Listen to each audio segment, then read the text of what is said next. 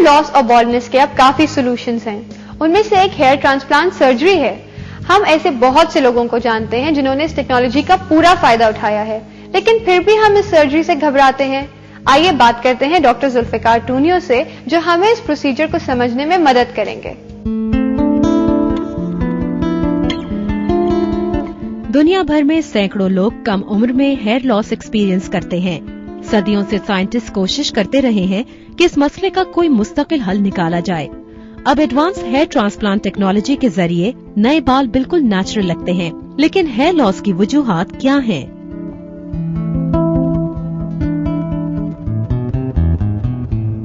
जब बच्चा is within the वॉर्म ऑफ मदर, तो उसमें यह होता है कि जीन शिफ्ट होती है फादर से या मदर से, और वही बच्चा जब बड़ा हो जाता है तो हार्मोनल चेंजेस टेक प्लेस करती हैं बॉडी में। जो फॉलिकल होता है उस पे हार्मोन का इफेक्ट होता है, उसकी वजह से उस फॉलिकल में मिनिएचराइजेशन चेंजेस आती हैं, वो सिकुड़ जाता है। कुछ रेडिएशंस हैं जिसकी वजह से होता है, कुछ ट्रामा की वजह से होता है। तो सर्टनली इट्स मल्टीफैक्टोरियल, लेकिन मेजॉरिटी तकरीबन 90% केसेस वही हैं जो मौरसी असरात और हार्मोन्स की वजह से बैडनेस होती है। हेयर लॉस एक ऐसी कंडीशन है जिससे सिर्फ फिजियोलॉजिकल चेंजेस ही नहीं बल्कि साइकोलॉजिकल इफेक्ट्स भी हो सकते हैं। लेकिन बाल हमारे लिए इतने अहम क्यों हैं? जब मैं 25 साल का था तो मैं 20 साल का लगता था, लेकिन बाल गिरने के बाद जब मैं 30 साल का हुआ तो मैं 40 साल का लगने लगा। तो इस तरह से इंसान को बड़ा नफसियाती प्रेशर होता है और उसके बाद वो सोचता है कि उसको बालों के लिए कुछ करना चाहिए। एक तो सबसे जो इम्पोर्टेंट एलिमेंट होता है वो है पर्सनालिटी। थोड़ी बहुत उससे फर्क पड़ती है, नॉट ऐसा मेजरली इफेक्ट तो नहीं होता, लेकिन ऐड हो जाती है आपकी। और दूसरी ये कि एज बिकॉज ऑब्वियसली आपके अगर बाल नहीं होते हैं सो 8-10 साल आप अपने एज से ज्यादा लगते हैं। मैंने वो यंग लड़के देखे हैं जो कि रियली इस हद तक भी सफर करते हैं कि they go for psychiatric treatments. Hair transplant surgery में 4 से 6 घंटे लगते हैं और 2.5 से 3 महीने में नए बाल आने शुरू हो जाते हैं। लेकिन इस प्रोसीजर के दौरान क्या होता है?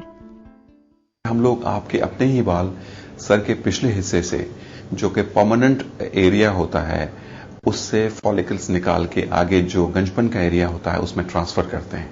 पीछे से हम लोग फ्रीज करते हैं एरिया को। आप होश हवास में होते हैं, जागे हुए होते हैं, टीवी वॉच कर रहे होते हैं, चंद मिनट फ्रीजिंग में लगते हैं। उसके बाद आप कॉच पे आते हैं और आप सीने के बल लेटते हैं। पीछे से मैंने स्ट्रिप को निकाल देना है और स्टिचेस लगा देने हैं। उसके बाद फ्रंट पे हम लोग we draw hair line, then we numb the area in the front, और उसमें हम लोग जो है स्लिट्स बनाते हैं। उसके बाद उसमें ग्राफ्ट शिफ्ट कर देते हैं। That is the main procedure. हालांकि हेयर ट्रांसप्लांट सर्जरी आम होती जा रही है, फिर भी लोग इससे घबराते हैं। वो क्यों? सर्जरी के नाम से सब घबराते हैं, भले वो बाल की हो या वो किसी और चीज की हो। सर्जरी तो सर्जरी होती है।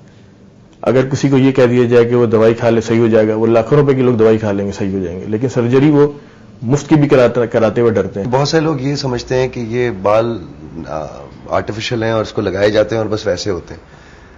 अच्छा, लकीली ये कि मैंने तो आई हैव ग्रोन, ये तो मेरे पूरे I have got a long set of hairs.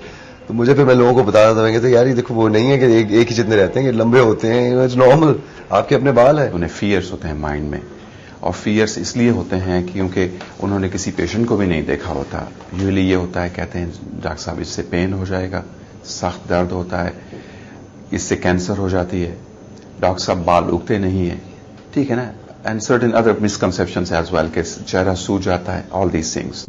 Hair transplant surgery एक मजाक नहीं है। काफी अनप्रोफेशनल डॉक्टर्स भी ये सर्जरी प्रैक्टिस कर रहे हैं। इसीलिए ये बहुत जरूरी है कि पहले डॉक्टर और उनके इदारे पे काफी रिसर्च की जाए।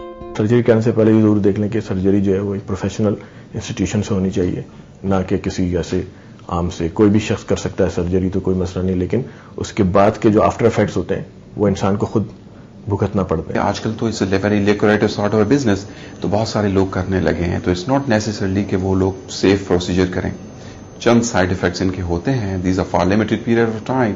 अगर किसी को पता लगा साइड इफेक्ट का तो एकदम से इतना हॉरिफाइड हो गया कि उसने अपना प्लान पोस्टपोन कर लिया, तो इट्स नॉट नेसेसरली कि वो इसके साथ वो चीज हो। बहुत सारे लोग मुझसे कहते हैं कि नहीं को क्या जरूरत है। I mean, अगर टेक्नोलॉजी है और आपको एक एडेड एडवांटेज मिल सकता है, so why not? Hair transplant is a very best solution nowadays, which gives you natural remedy, and which is your permanent own hair, which we shift from the back to the front, and it grows and keep on growing for the rest of your life.